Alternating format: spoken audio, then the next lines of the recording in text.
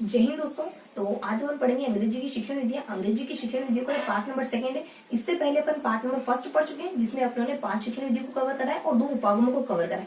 कौन कौन सी शिक्षण विधियां कवर करा है? देखो, हम ट्रिकी तरीके से हमेशा से हमारा मकसद, आपका और मेरा मकसद याद करना है चीजों को, ना कि सिर्फ चीजों को देखकर गुजर जाना है। तो इस मकसद को लेते हुए चलेंगे। और कौन कौन सी लगभग 5 शिक्षण विधियों को हमने पढ़ा था। कौन कौन सी शिक्षण विधियां पढ़ी थी अपनों ने? कि जाड़ी तो मैं वैसे भी हूँ, तो तुम मुझे मोटी कहके जाड़ी कहके मेरे कॉन्फिडेंस को लो नहीं कर सकते हो। जब हम अपनी कमियां तहे दिल से एक्सेप्ट कर लेते हैं ना, तो सामने वाला उन कमियों को गिनाकर हमें लो कॉन्फिडेंस फील नहीं करवा सकता। तो कौन कौन सी विधि देखी थी उन्होंने? जाडी तुम वैसे भी हो। तो यहाँ से आपने जीडी, देखो माइंड नहीं करना है चीजों को, बस हमें याद करना है। तो यहाँ से आपने जीडी और उसके बाद वे और से, देखो यहाँ वी और वे दोनों ही था, वे से और बी। इन शिक्षण विधियों के बारे में देखा था। 2 उपागमों एसएस, यानी 2 उपागमों के बारे में देखा था। यानी हमने यहाँ हमने डायरेक्ट मेथड के बारे में देख लिया था, फिर हमने ग्रामर मेथड के बारे में देख लिया था, फिर हमने वेस्ट मोदी की जो न्यू टीचिंग मेथड है उसके बारे में देख लिया था। देन हमने एक सब्स्टिट्यूट मेथड आती है, यानी वैकल्पिक विधि आती है, उसके बारे में देख लिया था। आज हमें देखेंगे, आज कंटिन्यू करेंगे पर यहाँ से। तो आज हमें पढ़ना है बाइलिंगुअल मेथड के बारे में पढ़ना है, उसके बाद स्ट्रक्चर अप्रोच के बारे में पढ़ना है, उसके बाद सिचुएशनल अप्रोच के बारे में पढ़ना है। तो ये तो दोनों अप्रोच है हमारी, और एक हमारी टीचिंग मेथड है। तो बाइलिंगुअल मेथड के बारे में पढ़ेंगे, सिचुएशन अप्रोच के बारे में पढ़ेंगे और सब्स्टिट्यूट अप्रोच के बारे में पढ़ेंगे। तो हम सब शुरू करते हैं बाइलिंगुअल मेथड के बारे में। देखो, बाइलिंगुअल मेथड के बारे में पढ़ना है तो चीजों को कैसे याद करेंगे? हमेशा की तरह चीजों को ट्रिकी तरीके से याद करेंगे, ताकि चीजें हमें याद रहे, है ना। चीजों को याद करना है, ना सिर्फ उनको देखकर गुजरना है। मैं हर बार कहती हूँ और आगे भी कहती रहूंगी, चीजों को सिर्फ देखकर गुजरना नहीं, बल्कि उन चीजों को अच्छे से याद करना है, क्योंकि चीजें वही काम आनी जो हमें बेहतरीन तरीके से याद है। सिर्फ चीजों को धुंधला धुंधला स्मृत कर लेना, स्मृति में डाल लेना मायने नहीं रखता। मायने रखता है कि आपको चीजें कितनी स्पष्टता से, क्लियरिटी से याद है, क्योंकि धुंधली चीजें हमें कंफ्यूजन क्रिएट करती है और कंफ्यूजन हमारे नंबर नीचे लेकर आते हैं, है ना। कंफ्यूजन के कारण हमारे नंबर नीचे ही आते हैं, अपनी होते कभी। तो यहाँ से अपने और आते हुए क्वेश्चन गलत होते हैं, है ना। तो पर्सनली एक्सपीरियंस करा, इस वजह से मैं चाह रही हूँ कि आपको भी ऐसा एक्सपीरियंस ना करो। तो यहाँ से बी और एसएस के बारे में बताना है। तो बी से अपने क्या बताना? बाइलिंगुअल मेथड के बारे में। बाइलिंगुअल मेथड में क्या जाता है? आपको तलाश है एक ऐसे शख्स की जिसकी आज दिन तक 0 डिजिट संबंध, किसी के साथ रिलेशन, ऐसे लवर की तलाश है, और आप चाह रहे बाहें फैला के उसका वेट कर रहे हो, कोई आएगा ऐसा और मेरे साथ रिलेशन बनाएगा। तो देखो, आप ट्रिकी तरीका है हमारा, तो याद करते अपन। देखो क्या जाता, बाइलिंगुअल मेथड के बारे में क्या बताया जाता। बाइलिंगुअल मेथड के बारे में, बाइलिंगुअल मेथड में क्या आता है? देखो यहाँ जाता है एसएमएस। आप एसएमएस कर रहे हो, वेट कर रहे हो कि कोई ना कोई ऐसा शख्स जरूर मिलेगा, तो एसएमएस आ जाता है। यहाँ जाता है एसएमएस। इसे थोड़ा सा इन्फॉर्मेशन बता दूं, बाइलिंगुअल मेथड होती क्या है? जब हम किसी भी भाषा को दूसरी भाषा के थ्रू पढ़ने की कोशिश करते हैं, जब हम विदेशी भाषा सीख रहे होते हैं, तब हमें अपनी मातृभाषा का कहीं ना कहीं बीच बीच में सहारा लेना पड़ता है, मदर टंग का सहारा लेना पड़ता है। बहुत बार क्या होता है कि टीचर जब बच्चे को विदेशी भाषा सिखा रहा होता है, तो सारे शब्द बच्चे को विदेशी भाषा में नहीं आते। बहुत बार बच्चे को सिखाने के लिए टीचर को मदर लैंग्वेज का इस्तेमाल करना पड़ता है, और जब वो मदर लैंग्वेज का इस्तेमाल करता है, तब वो बाइलिंगुअल मेथड हो जाती है, क्योंकि दोनों ही भाषाओं का इस्तेमाल हो रहा है। आपकी मदर लैंग्वेज का भी इस्तेमाल हो रहा है, जो आप भाषा सीख रहे हो वो भी इस्तेमाल हो रही है। देखो, बाइलिंगुअल मेथड अगर थोड़ी सी अपन एक्सप्लोर करके देखें ना, तो ये अपनी जो प्रत्यक्ष विधि ना, जो डायरेक्ट मेथड है, उसकी हाफ मानी जाती है। क्यों? क्योंकि उसमें क्या होता है, आपको पूरी तरीके से भाषा के भीतर जाकर भाषा सीखनी होती है। इसमें क्या होता है, आपको भाषा के इतना भीतर नहीं उतरना होता है। अगर आपको भाषा के भीतर उतरने में दिक्कतें आ रही, कठिनाई आ रही, समस्या आ रही, तो थोड़ा इतना रिजिड नहीं है विधि, इतनी लचीली तो है कि अगर आपको टेक मैंगो कहा है और आपको पता नहीं है कि मैंगो यानी क्या होता है, तो टीचर आम कह देता है वहां पे। इस तरीके की विधि होती है, थोड़ी सी फ्लेक्सिबल विधि होती है। इससे क्या होता है, बच्चा सीखने में थोड़ा आसानी फील करता है। क्योंकि बहुत बार देखो, इतना मतलब बार बार सिर मारने से क्या फायदा, जब हमें वो शब्द आता ही नहीं है, जब विदेशी भाषा में वो शब्दों में पता ही नहीं, मैंगो मैंगो मैंगो मैंगो में करे जा रहे हो, बच्चों को समझ ही नहीं आ रहा, तो फिर फाइनली टीचर लास्ट में कह देता है आम की बात हो रही है ना। तो इस तरीके की लैंग्वेज होती है बाइलिंगुअल। तो इसमें क्या होता है, ये बहुत अच्छी विधि मानी जाती है, मतलब कि प्रत्यक्ष से कम अच्छी मानी जाती है, क्योंकि प्रत्यक्ष विधि से बेहतर तो विधि कोई हो ही नहीं सकती भाषा सीखने के लिए, उससे कम अच्छी मानी जाती है। लेकिन हाँ, भाषा सीखने के लिए ये भी एक बेहतर विधि। तो यहाँ जाता अपने एसएमएस आ जाता, एसएमएस आ जाता और फंस जाती है। एसएमएस कर देते तो फंस जाती है, मैं पापा जी के सामने एसएमएस आ जाता, उसको फंस आ जाता। उसके बाद आप यहाँ जाते तलाश आ जाता, क्या आता तलाश। यहाँ जाता आपकी तलाश आ जाती है, किसकी वेट कर रहे हो आप? यानी लवर की। कौन से? LVR, lover 0 digit. यहाँ जाता अपना डिजिट, यहाँ जाता है DG। तो थोड़ी सी ट्रिकी ऐसी चीजें हमें हम चीजों को थोड़ा सा अरेंज करेंगे, थोड़ा सा व्यवस्थित करेंगे। कबर्ड में अगर कपड़े बिखरे हुए हैं तो बहुत ज्यादा मुश्किल हो जाता है ढूंढना, थोड़ी सी व्यवस्थित हो तो चीजें टाइम से मिल जाती और वही हमारे काम आती है। तो यहाँ जाता है एसएमएस। देखो, एसएमएस ये क्या करती है, बाइलिंगुअल मेथड जो होती है, ये जो होती है सिचुएशन के अकॉर्डिंग, और आपके सामने मतलब कि सिचुएशन क्रिएट करती है भाषा सीखने की, तब जाके भाषा सिखा रही है आपको। और एम से आपको मदर टंग का इस्तेमाल किया जाता है, इसमें मदर टंग को मीडिएटर के रूप में रखा जाता है। ऐसे इसमें सेंटेंस को बेस माना जाता है, सेंटेंस को इसमें आधार माना जाता है। और यहाँ जाता अपने और FC। देखो, इस लैंग्वेज का जो ओरिजिन माना जाता है ना, ये ओरिजिन तो क्या, इस लैंग्वेज को सीखने में आसान माना जाता है, तो फॉरेन लैंग्वेज सीखने में बहुत ज्यादा आसान है। तो फटाफट से इनको लिखते भी जाते हैं ना। देखो, थोड़ा सा फटाफट से लिख लेते हैं। देखो, ऐसा जैसा अपने ऐसे बताया जाता है इसमें की सिचुएशन सिचुएशन, इसमें ना सिचुएशन क्रिएट करी जाती है तब जाके आपको सिखाया जाता है। एम से इसमें मदर लैंग्वेज का इस्तेमाल किया जाता है, इसमें आपकी मदर लैंग्वेज का इस्तेमाल होता है। ऐसे ऐसे इसमें सेंटेंस को यूनिट माना जाता है, इसमें सेंटेंस को एक यूनिट के रूप में देखा जाता है। उसके बाद एफ से फॉरेन लैंग्वेज सीखने के लिए बहुत अच्छी मानी जाती है। फॉरेन लैंग्वेज सीखनी हो तो इससे बेहतर विधि है प्रत्यक्ष, लेकिन उसके बाद ठीक ठाक विधि। उसके बाद अपने सी आ जाता है, मतलब कि एक कोल डॉटसन नामक व्यक्ति होते हैं, कोल डॉटसन नामक व्यक्ति होते हैं, उनके द्वारा इसका ओरिजिन माना जाता है, उनके द्वारा इसका उद्भव माना जाता है। और नेक्स्ट बता दिया जाता है टी।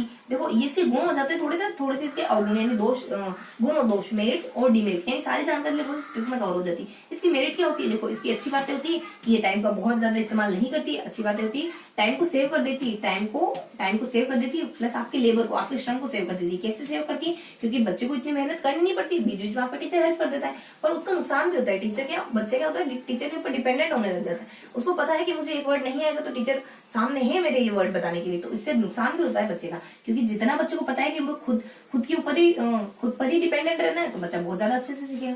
यहाँ जाता है कि LAS, यानी यहाँ जाता है कि इसमें ना जो पहले आपकी लिंग्विस्टिक हैबिट बन गई ना, जैसे मदर लैंग्वेज में आपकी लिंग्विस्टिक हैबिट अच्छे से बनी होगी, आपने मदर लैंग्वेज सीखी तो आपकी एक हैबिट बन गई, यानी एक पूरा आपने मैंगो सीखा, तो आपने मैंगो कैसे सीखा मदर लैंग्वेज में, यानी बहुत बार मैंगो से गुजरे होंगे, बहुत बार आपने मैंगो सही से नहीं बोला होगा, आम नहीं बोला होगा, आ बोला होगा, और उसको अच्छे से प्रोनाउंस नहीं करा होगा, बहुत बार उसको देखा होगा, बहुत बार ये संबंध यानी ये साहचर्य स्थापित करा होगा आम का और आम की जो पिक्चर है या फिर वो वास्तविक आम का और आम के शब्द का, आम के जो जिक्र है ना, आम का जो शब्द है ना, उसका बार बार साहचर्य करा होगा, तब जाके आप आम शब्द बोलना सीखे। तो इतनी मेहनत करने के बाद जब आप आम शब्द बोलना सीख गए, तो वापस से हम ये मेहनत प्रत्यक्ष विधि में क्यों करें, उस एक्सपीरियंस का, उस अनुभव का इस्तेमाल क्यों ना करें। अब हमने वो सारे सिचुएशन पहले क्रिएट कर चुके हैं, यानी बहुत बार साहचर्य बना के हम आम सीख चुके हैं, तो खाली अब उस आम के जरिए हम मैंगो क्यों ना रिप्लेस करें। तो इस तरीके की विधि होती है बाइलिंगुअल विधि मेथड। तो इसकी अच्छी बात क्या होती है, इसमें जो लिंग्विस्टिक अप्रोच हमने पहले से बना ली ना, उसी का इस्तेमाल किया जाता है। डबल से वो वापस से लिंग्विस्टिक हैबिट नहीं बनाई जाती, वापस से इतनी सारी मेहनत नहीं करी जाती इसमें।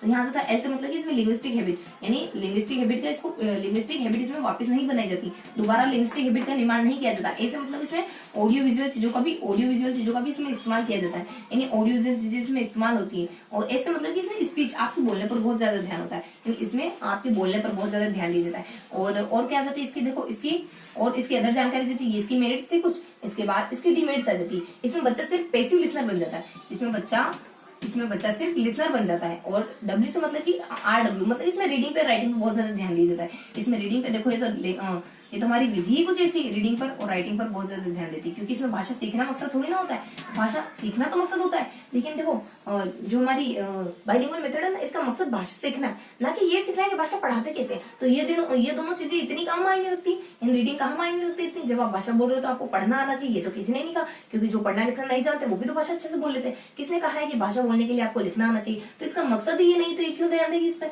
तो यहाँ जगह आपने लिसनर बना देती बच्चों को, रीडिंग राइटिंग से दूर ले जाती है, जो कि इतना मायने रखता नहीं है। उसके बाद DGT, इसमें बहुत बार बच्चे के सामने बहुत सारे डिफिकल्ट वर्ड आ जाते हैं। देखो W समझना था, लेकिन फिर भी देख लेते अपन। डिफिकल्ट वर्ड आ जाते हैं बच्चों के सामने, जिनको समझना उसके लिए मुश्किल हो जाता है बहुत बार। तब जाके टीचर दूसरे वर्ड का इस्तेमाल कर लेता है, मदर लैंग्वेज के वर्ड का इस्तेमाल कर लेता है जी। मतलब ये ग्रामर को पूरी तरीके से नेग्लेक्ट करती है, ग्रामर को तो नेग्लेक्ट करती ही है, क्योंकि ग्रामर तो आपको एक ऑथेंटिक भाषा सिखाती है, और इसका मकसद क्या है, सिर्फ और सिर्फ कम्युनिकेशन की भाषा सिखा देना। उसका T से मतलब कि अपने DGT, ट्रांसलेशन पूरा प्रॉपर नहीं हो पाता। ट्रांसलेशन होता तो है, लेकिन बहुत सारी चीजें ऐसी होती है जिनको बाइलिंगुअल विधि से सही से प्रोनाउंस नहीं किया जा सकता, सही से उसको ट्रांसलेट नहीं किया जा सकता, क्योंकि ग्रामर का अभाव। जब तक ग्रामर नहीं आएगी तो प्रॉपर ट्रांसलेशन तो हो नहीं सकता।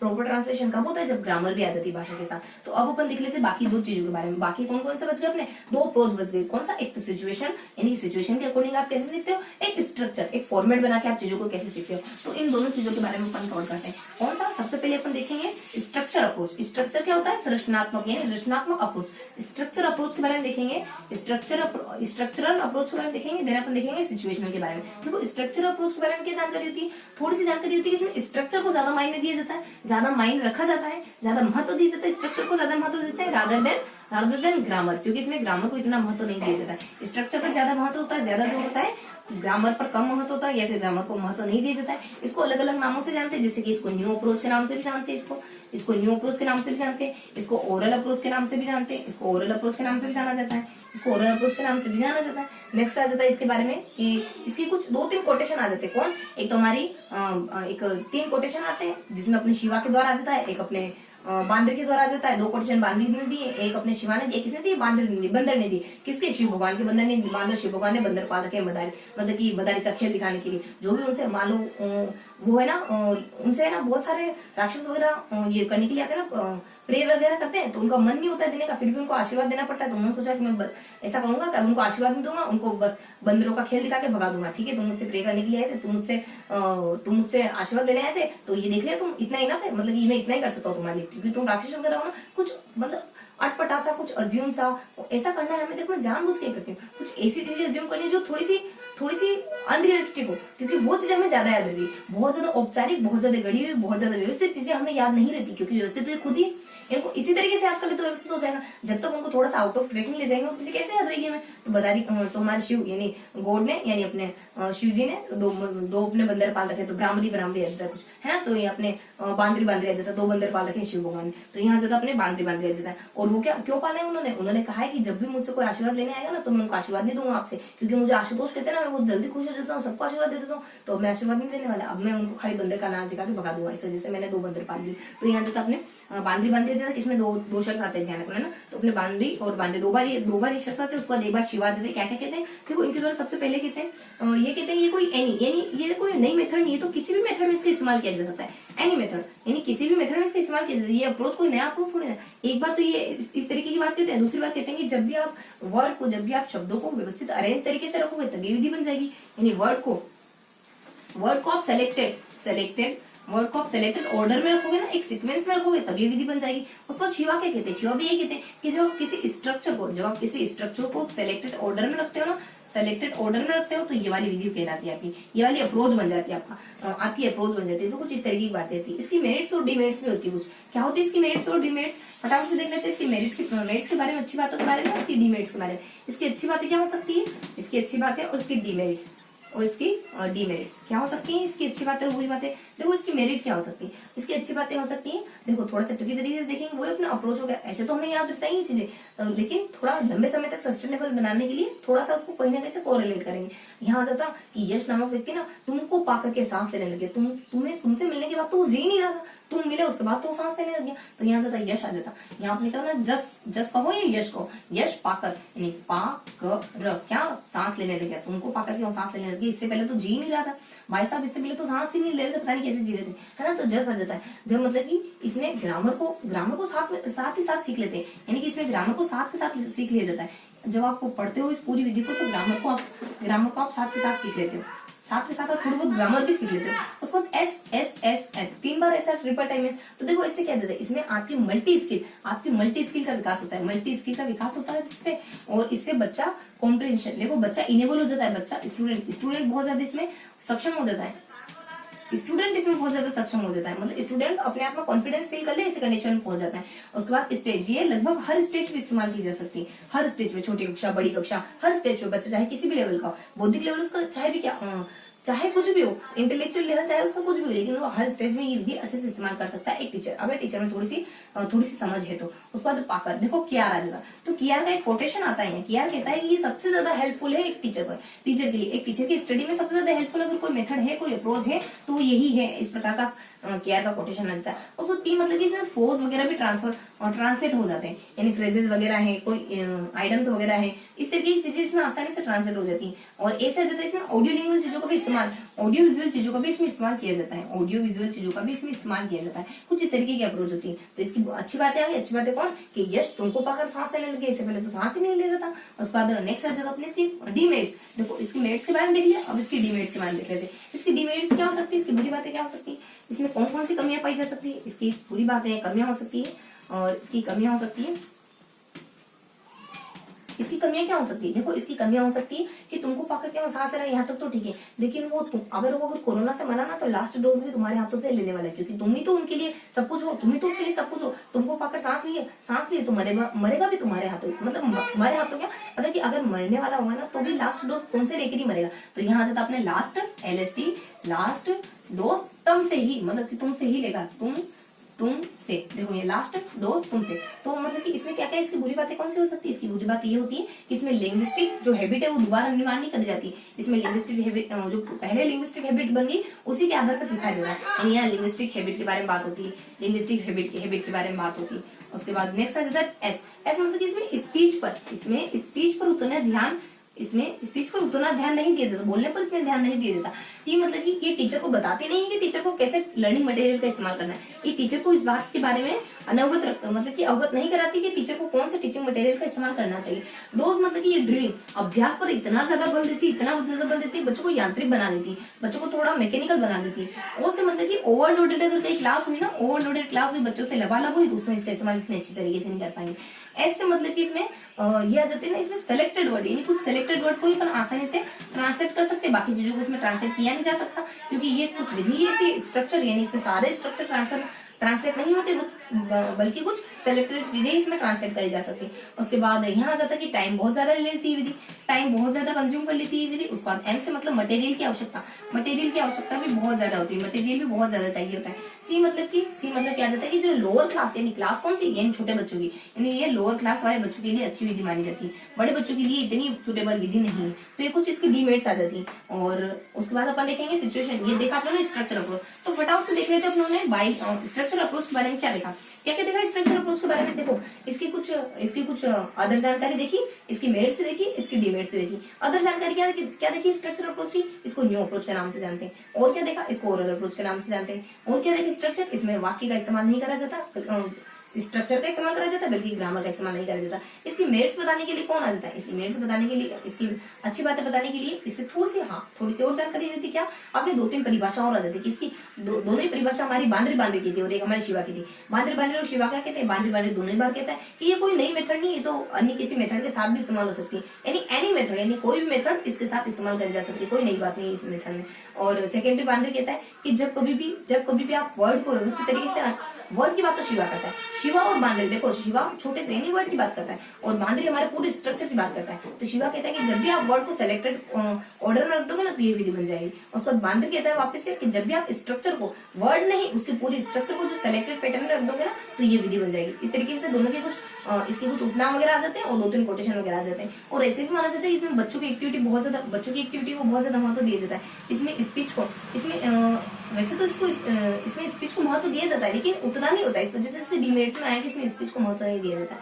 उसके बाद इसमें ग्रेडेशन वगैरह भी शामिल होता है, इसमें सिलेक्शन वगैरह भी शामिल होता है। तो मेन बातें देखते हैं, इसकी सामान्य से जानकारी आ जाती है, इसकी डेफिनेशन आ जाती है 2-3, और इसके बाद इसके उपनाम आ जाते हैं, इसकी मेरिट्स और इसके डीमेरिट्स। इसकी अच्छी बातें आ जाती है, अच्छी बातें बताने के लिए कौन आ जाता कि वो तुमको पा करके तो सांस लेने लग गया है, तो ये इसकी अच्छी बातें। उसके बाद इसकी नेगेटिव बातें क्या आ जाती है कि अगर मरेगा भी, अगर उसको मरना भी उसका नजदीक आया ना कभी, तो लास्ट डोज तुमसे लेके मरेगा। अगर कोरोना से मरना होता ना तो लास्ट डोज तुमसे लेके ही मरता। तो इस तरीके की बातें आ जाती, तो हमारे स्ट्रक्चर में खत्म हो जाती। कितनी 3 तरीके से खत्म हो गई। पहले परिभाषा के बारे में आ गया, फिर अपने अच्छी बातें आ गई, फिर बुरी बातें आ गई। अच्छी बातें कि वो तुमसे ही मतलब कि तुम्हें पाकर तो सांस लेने लगे, लास्ट डोज देगा तो तुम्हारे यहाँ तो ही लेगा और तभी वो उसको मुक्ति मिलने वाली है। ठीक है, तो ये स्ट्रक्चर अप्रोच के बारे में। और उसके बाद अपन देखेंगे सिचुएशन अप्रोच के बारे में। सिचुएशन अप्रोच के बारे में क्या जानकारी दी थी, देखो सिचुएशन अप्रोच के बारे में जानकारी दी थी थोड़ी सी। सिचुएशन अप्रोच के बारे में क्या बताते हैं, सिचुएशन अप्रोच के बारे में बताते हैं कि सिचुएशन अप्रोच क्या होती है, जब आप सिचुएशन को क्रिएट कर देते हो, ऐसी कंडीशन क्लास में बना देते हो कि बच्चा भाषा आसानी से सीख ले, उसी को कहते हैं सिचुएशनल अप्रोच।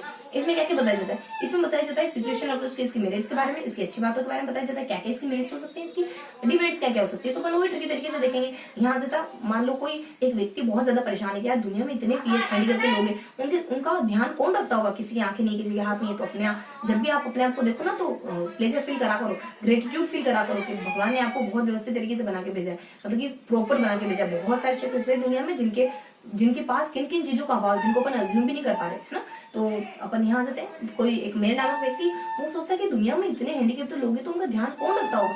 तो आप सलाह दे रहे कि मिस्टर मेयर वैसे भी माई यानी अम्बे माँ, हमारी जगदम्बा यानी जो पूरे संसार का ध्यान रखती है, जो जगत जननी है, वो हमारे सब हमें चीजों को याद करना है ना।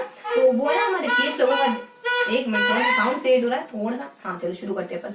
तो यहाँ से था कि हमारे माई 20 लोगों का, वैसे माई 20 लोगों का ध्यान रख लेती है, वो उनके सपने में आके दर्शन देती है, कहती है कि बुरी बातें हैं, ये मत फॉलो करो, ये मत फॉलो करो, तो वो उनका ध्यान रख लेती है। यानी ईश्वर सबका ध्यान रखता है, यानी कि कण कण में ईश्वर है, हर जगह ईश्वर है, तो ईश्वर हर व्यक्ति के लिए कुछ ना कुछ बनाता है और हर व्यक्ति का ध्यान ईश्वर जरूर रखता है। मतलब कि जिसका कोई नहीं उसका ऊपर वाला है, सुना ही हमने। तो यहाँ से हमारे कि वैसे भी मेयर देखो तुम इतने क्यों परेशान हो रहे हो, वैसे भी माई सबका ख्याल रख लेती है और क्या कहती है कि मत पियो, ये अच्छी बात नहीं है। तो सपने में जाकर कहती है अगर कुछ बुरा कर रहे हो तो। यहाँ अपने मिस्टर मेयर आ जाता है, मिस्टर यहाँ जाता अपने MS यानी मिस्टर मेयर आ जाता है, M मिस्टर मेयर आ जाता है। उसके बाद वैसे भी माई PH लोगों का ख्याल रख लेती है और क्या कहती है सपने में जाकर, यहाँ आ जाता है वैसे भी माई PH लोगों का ख्याल रख लेती है और मत पियो उनको सपने में जाकर सलाह देती है। मत आ जाता है, मत पियो MTP, मत पियो आ जाता है और वेल नहीं है यानी अच्छा नहीं है, यानी पीना अच्छी बात नहीं है। मिस्टर यानी कि इसमें मदर लैंग्वेज का इस्तेमाल करा जाता है और सिचुएशन के अकॉर्डिंग बच्चों को सिखाया जाता है। एम से मतलब कि इसमें मदर लैंग्वेज का इस्तेमाल होता है, इसमें मदर लैंग्वेज का इस्तेमाल होता है। एस से मतलब कि इसमें बच्चों को सिचुएशन दी जाती है और सिचुएशन के अकॉर्डिंग बच्चों को सिखाया जाता है। उसके बाद एम से मतलब कि इसमें मदर लैंग्वेज के मटेरियल का यानी बहुत सारे मटेरियल का इस्तेमाल भी किया जाता है। इसमें मटेरियल का सामग्रियों का इस्तेमाल भी होता है, सहायक सामग्रियां। ई से मतलब कि इसमें बहुत सीमित समय में शॉर्ट टाइम में बहुत छोट समय में एग्जाम ले लिए जाते हैं बच्चों के, यानी इसमें टाइम टू टाइम बच्चों के एग्जाम भी होते हैं। उसके बाद इसमें रिपीटेशन यानी इसमें रिपीटेशन को बहुत ज्यादा महत्व दिया जाता है। रिपीटेशन में दोहरान को महत्व दिया जाता है। सिचुएशन में बार सिचुएशन क्रिएट करी जाती है, बच्चों को बार सिखाने की कोशिश करी जाती है, बार बच्चों को वैसी कंडीशन में डाला जाता है जिससे वो भाषा अच्छे से सीखे। हर सिचुएशन में कभी हमारे बाल सभा आयोजित कर ली, कभी हमने कोई कार्यक्रम आयोजित कर लिया, कभी प्रार्थना सभा में बच्चों को बोलने का कुछ कह दिया, कभी किसी फंक्शन में बच्चों को आगे आने का कह दिया, कभी कोई और कोई आयोजन वगैरह हो 15 अगस्त 26 जनवरी, तो सिचुएशन बार ऐसे क्रिएट करने की कोशिश करी जाती है और बता दी जाता है इसमें रिपीटेशन वगैरह। उसके बाद वैसे भी मतलब कि इसमें बच्चे की वैरायटी का व्यक्तिगत विभिन्नता का, देखो कुछ अच्छी बातें कुछ बुरी बातें, इसी ट्रिक में हमारी अच्छी बातें बुरी बातें सारी कवर हो जाएगी। यानी यहाँ से अपने की इसमें वैरायटी का यानी बच्चों की व्यक्तिगत विभिन्नता का जो सिद्धांत है ना वैरायटी का, उस सिद्धांत को बखूबी ध्यान रखा जाता है। सिंप्लिसिटी यानी इसमें ध्यान रखा जाता है कि बच्चा सीखे तो इतना माइंडेड होकर ना सीखे, मतलब इतना परेशान होकर स्ट्रेस्ड होकर ना सीखे। सिंप्लिसिटी यानी बहुत सहजता से बहुत आसानी से सिचुएशन यानी कि परिस्थितियां कुछ ऐसी बने कि बच्चा आसानी से सीख जाए, बच्चों को ज्यादा स्ट्रेस्ड फील ना करना पड़े इसके लिए। उसके बाद ऐसे मतलब कि इसमें मदर लैंग्वेज का इस्तेमाल होता है, मटेरियल का इस्तेमाल होता है, ये बात अपन पहले ही देख चुके हैं। ऐसे मतलब इसमें ऑडियो विजुअल चीजों का इस्तेमाल होता है ताकि भाषा सीखना आसान हो जाए। ये विधि बहुत इंटरेस्टिंग विधि मानी जाती है, इससे सीखना बहुत आसान हो जाता है बच्चों के लिए। पीच यानी इसमें प्ले यानी कि खेल में बच्चे इसमें सीख जाते हैं, एच मतलब कि इसमें हियरिंग, बच्चे सुनते हैं क्योंकि बच्चा देखो सिचुएशन में बच्चा खुद तो बोलेगा ही लेकिन दूसरों को भी सुनेगा, तो हियरिंग के माध्यम से सीख जाते हैं। तो क्या आ जाता है अपने सिचुएशन में, यहाँ आ जाता कि मिस्टर मेयर वैसे भी माई PH लोगों का ख्याल रख लेती है, तो वो क्या कहती है जाकर के मत पियो क्योंकि पीना अच्छा नहीं होता, मत पियो के बारे में बताया जाता है। यानी MTP देखो इसकी बुरी बातें क्या हो सकती है, इसकी बुरी बातें देख लेते हैं फटाफट से कि इससे क्या हो जाता है MTP यानी मोनोटोनियस यानी क्लास नीरस बन जाती है। मोनोटोनस यानी क्लास जो होती है बहुत ज्यादा डल बन जाती है, बहुत ज्यादा नीरस बन जाती है। बच्चा जब क्लास नीरस कैसे बनती है, जब सिचुएशन के अकॉर्डिंग सीखते हैं ना, कुछ बच्चे तो बहुत आगे आ जाते हैं, लेकिन जो बाकी बच्चे 5 बच्चे अगर 50 बच्चे की क्लास में आगे रह रहे हैं, बाकी 45 बच्चों को गया तो बच्चे ना फिर नीरसता फील करने लगते हैं। बहुत बार ऐसा होता है कि जो आगे रहते हैं वो तो आगे चले गए लेकिन पीछे वाले पीछे रह गए। अब उनको मजा नहीं आने वाला पढ़ने वाला, क्योंकि उनको देखकर उनको हीन भावना आएगी, यार ये तो इतना अच्छा कर सकते हैं। जब सामने वाला आपसे बहुत ज्यादा बेहतर होने लगे ना तो आप इतना फील नहीं करोगे, लेकिन बहुत ज्यादा अप होने लग जाए ना तो बच्चे को हीन भावना फील होने लगती है, क्योंकि बच्चे कुछ बहुत चढ़ के बहुत अच्छे से भाग ले रहे हैं, पार्टिसिपेट कर रहे होते हैं। इस प्रकार सिचुएशन में आगे आ रहे हैं तो और वो ज्यादा जो बैकवर्ड बच्चे ना बहुत ज्यादा पीछे धकेल दिए जाते हैं और ज्यादा पीछे हो जाते हैं, उनको इतना आगे देखकर वो और ज्यादा पीछे चले जाते हैं। और यहाँ से अपने देखो यहाँ से कि इसमें टाइम बहुत ज्यादा कंज्यूम हो जाता है, क्योंकि सिचुएशन बनाओगे तो ऐसी टाइम मतलब कि बहुत ज्यादा वक्त लग जाएगा इसमें। पीछे मतलब कि इसमें फ्रेज वगैरह ट्रांसलेट नहीं हो पाते, यानी फ्रेज वगैरह इसमें अच्छे से ट्रांसलेट नहीं हो पाते, यानी कि जो वाक्यांश वगैरह है उनको अच्छे से ट्रांसलेट नहीं कर सकती, क्योंकि हर तरीके के वाक्य थोड़ी जाएंगे सिचुएशन में, कुछ एक बातें आ सकती है। तो ये कमी तो रहेगी ना, ये कमी तो हर मेथड में हो सकती है। उसके बाद यहाँ से कि अपने वैसे भी और वेल नहीं होता, अच्छी बात नहीं होती बिना वेल, मतलब कि इनमें कुछ सेलेक्टेड वर्ड, वही अपने फ्रेज वगैरह ट्रांसलेट नहीं हो सकते, मतलब कि इसमें कुछ सेलेक्टेड वर्ड ही आप ट्रांसलेट कर सकते हो। कुछ सेलेक्टेड बातें होगी जो आप ट्रांसलेट कर पाओगे सिचुएशन के अकॉर्डिंग, सारी बातें नहीं कर पाओगे। टी मतलब कि इसमें जो सेलेक्टेड वर्ड, उसके बाद वेल है ना, डब्ल्यू, तो डब्ल्यू मतलब कि ये हमारे ना लोअर बच्चों के लिए, इन लोअर क्लास के बच्चों के लिए ये विधि, लोअर क्लास के बच्चों के लिए ये विधि अच्छी होगी या अच्छी नहीं होगी सिचुएशन के अकॉर्डिंग। लोअर क्लास के बच्चों के लिए ये विधि अच्छी नहीं मानी जाती है बहुत बार, लेकिन ऐसे देखें अपन तो सिचुएशन के अकॉर्डिंग लोअर क्लास के बच्चों के लिए ये विधि अच्छी नहीं होती, क्योंकि बहुत बार बच्चे ऐसे, छोटे बच्चे ऐसी कंडीशन में जाकर बोल नहीं पाते। छोटे मतलब बोल तो क्या, छोटे छोटे बच्चों को कैसी कंडीशन में डालोगे आप, वो तो भी जानता ही नहीं क्या कंडीशन है, कैसे क्या है, वो तो भी सिचुएशन में पढ़ने लायक बना ही नहीं, बहुत छोटा है अभी तो, है ना। तो छोटे बच्चों के लिए, छोटे प्राइमरी बच्चों के लिए विधि अच्छी नहीं, सिचुएशन बड़े बच्चों के लिए ज्यादा अच्छी मानी जाती है। उसके बाद आई मतलब कि इसमें इंटेंसिव और एक्सटेंसिव, इंटेंसिव मतलब कि बहुत ज्यादा डिटेल से पढ़ने वाली, इंटेंसिव रीडिंग और एक्सटेंसिव रीडिंग, इन दोनों का अभाव पाया जाता है। इंटेंसिव रीडिंग, क्योंकि रीडिंग तो है नहीं इसमें, तो इंटेंसिव रीडिंग कहाँ से आएगी, एक्सटेंसिव रीडिंग कहाँ से आएगी। तो इस तरीके से डिटेल से पढ़ना, विस्तार से पढ़ना, चीजों को शॉर्ट में पढ़ना, इन दोनों का अभाव होता है। चीजों का इसमें मतलब रीडिंग का अभाव होता है, रीडिंग वगैरह इसमें नहीं होती। इसमें बच्चों को सीधा बोलना, सुनना और बोलना ये सिखाया जाता है। तो देखो अपने क्या क्या देखा, इसमें देख लेते अपन सिचुएशन मेथड में अपने क्या क्या जानकारी देखी, बेसिक से जानकारी देखी। क्या देखी सिचुएशन मेथड के बारे में, इसकी अपने देखा कि मिस्टर मेयर तुम चिंता मत करो, प्लीज लोगों का ख्याल तो माई रख लेती, सपने में जाकर क्या कहती, मत पियो, पीना अच्छी बात नहीं होती। मिस्टर मेयर मतलब कि इसमें मदर लैंग्वेज का इस्तेमाल होता है सिचुएशन के अकॉर्डिंग, इसमें चीजों को बच्चों को सिखाया जाता है। उसके बाद मेयर आ जाता है, मतलब कि इसमें बहुत सारे मटेरियल का इस्तेमाल होता है। इसमें मतलब कि सिचुएशन मतलब कि बच्चों को एग्जाम जैसी कंडीशन में डाला जाता है। एग्जाम तो क्या होता है, बच्चों को एग्जाम जैसी कंडीशन में, सिचुएशन बन गई एग्जामिनेशन जैसे कंडीशन में डाला जाता है। और फिर अपने आर्ट्स बता दीजिए, इसमें रिपीटेशन है, बार बार ऐसी परिस्थितियों को रिपीट करा जाता है। और बता दिया जाता है इसमें मिस्टर में, उसके बाद माई मतलब कि मटेरियल का, मदर लैंग्वेज का, ऑडियो लिंगुअल का, और मतलब इंटरेस्टिंग विधि मानी जाती है। इसमें सीखा कैसे जाता है, इसमें वैरायटी का ध्यान रखा जाता है, इसमें सिंपलिसिटी का ध्यान रखा जाता है। कैसे सीखा जाता है, प्लेइंग के थ्रू सीखा जाता है, सुन करके सीखा जाता है चीजों को। और इसकी बुरी बातें हो सकती है, मोनोटोनस क्लास नीरस बन जाती है, और फिर अपने यहाँ अपने क्लास नीरस बनने लग जाती है। और क्या बताया जाता है इसमें, मत पियो वेल नहीं होता, अच्छी नहीं होता। देखो ट्रिकी चीजें क्या होती है, डूबते को तिनके का सहारा होती है। जब चीजें आती है थोड़ा सा ट्रिक को रिकॉल करो, चीजें आसानी से याद हो जाएगी। तो यहाँ से अपने मत पियो अच्छी बात नहीं थी, तो मत से ज्यादा अपने इसमें मोनोटोनस हो जाती है, तीस अपने मतलब की टाइम बहुत ज्यादा रहती है, और ये अपने फ्रोज वगैरह को ट्रांसलेट नहीं कर पाती। उसके बाद इसमें सिलेक्टेड वर्ड ही ट्रांसलेट करे जा सकते हैं। और फिर अपने छोटे बच्चों के लिए अच्छी नहीं मानी जाती है विधि। और इसमें इंटेंसिव और एक्सटेंसिव दोनों प्रकार की रीडिंग को नेग्लेक्ट करा जाता है। तो ये थी हमारी कौन सी, सिचुएशनल अप्रोच। सिचुएशनल मेथड भी कह सकते हैं, सिचुएशनल एक अप्रोच भी हो सकती है, एक उपागम भी हो सकता है। तो इससे पहले देखो हमने क्या क्या पढ़ा आज तो हमने सिर्फ बाइलिंगुअल मेथड के बारे में पढ़ा, उसके बाद सिचुएशनल अप्रोच के बारे में पढ़ा, उसके बाद स्ट्रक्चर अप्रोच के बारे में देखा। तो फटाफट से देख लेते हैं अपन और क्या क्या देखा अपने बाइलिंगुअल मेथड के बारे में देखा। बाइलिंगुअल मेथड कैसी मेथड है, जब आप भाषा को सिर्फ और सिर्फ मदर लैंग्वेज, सिर्फ और सिर्फ ना तो मदर लैंग्वेज के थ्रू सीखते हो, ना सिर्फ और सिर्फ उस भाषा के थ्रू सीखते हो। जिस भाषा को आप सीखना चाह रहे हो, इसमें आप दोनों ही भाषा का इस्तेमाल करोगे, मदर लैंग्वेज का भी करोगे और सेकंड लैंग्वेज का भी करोगे, जिससे भाषा सीखना आसान हो जाएगा। इसकी अच्छी बात क्या हो सकती है, इसकी बुरी बातें क्या हो सकती है। इसकी अच्छी बात ये हो सकती है कि जब आप इस तरीके से सीखोगे तो आपकी स्किल का डेवलपमेंट होगा। इस तरीके से सीखोगे तो आप थोड़ी सी बच्चे को सीखना थोड़ा आसान हो जाएगा, टाइम कम लगेगा, थोड़ा लेबर कम, श्रम कम लगेगा, क्योंकि टीचर भी हेल्प कर रहा है। तो ये कुछ अच्छी बातें हो सकती है, इसमें स्किल का आपका विकास हो जाएगा। कुछ इस तरीके सिचुएशन के अकॉर्डिंग सेंटेंसेस की यूनिट मानी जाती है, और उसमें मदर लैंग्वेज को आधार बनाया जाता है। कुछ अच्छी बातें होती है। इसकी बुरी बातें क्या हो सकती है, बच्चा टीचर के ऊपर डिपेंडेंट होने लग जाएगा, है ना। कुछ इस तरीके की बुरी बातें हो सकती है। रीडिंग को इसमें महत्व नहीं दिया जाएगा, इसमें राइटिंग को महत्व नहीं दिया जाएगा, उसके बाद इसमें ग्रामर को ज्यादा महत्व नहीं दिया जाएगा, और इसमें हमारा ट्रांसलेशन पूरी तरीके से नहीं हो सकता। तो ये कुछ बुरी बातें मानी जा सकती हैं।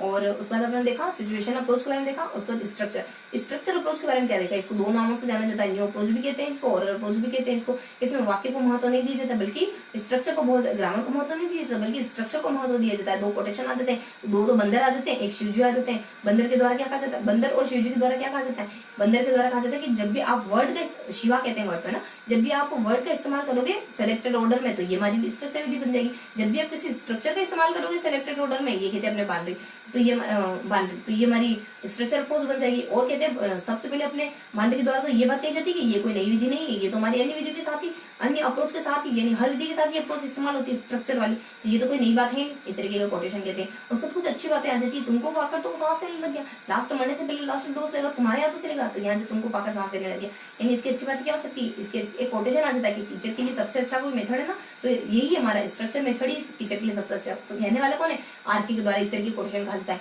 ये और बातें क्या कहती है, इसमें फ्रोज वगैरह ट्रांसलेट नहीं कर सकते, कुछ इसकी डीमेड्स फ्रोज वगैरह ट्रांसलेट कर सकते हैं, कुछ अच्छी बात है कि फ्रेजेस वगैरह ट्रांसलेट हो जाते हैं इसमें। बच्चे की स्किल का बच्चा इसमें बहुत ज्यादा बच्चा इसमें इनेबल हो जाता है, बच्चा इसमें सक्षम हो जाता है, बच्चे में स्किल का विकास हो सकता है, हर स्टेज पे ये भाषा सिखाई जा सकती है, ऑडियो लैंग्वेज का इस्तेमाल किया जा सकता है इसमें, इस तरह की कुछ अच्छी बातें होती है। बुरी बातें क्या होती है इसमें, इसकी बुरी बातें ऐसे तुमको पाकर तो तुमसे ही लास्ट डोज लेगा, वो तुमसे ही लास्ट डोज लेगा, अगर लास्ट डोज अगर कभी मरना पड़ा ना कोरोना वगैरह ऐसी बीमारी से, तुमसे लास्ट डोज लेगा।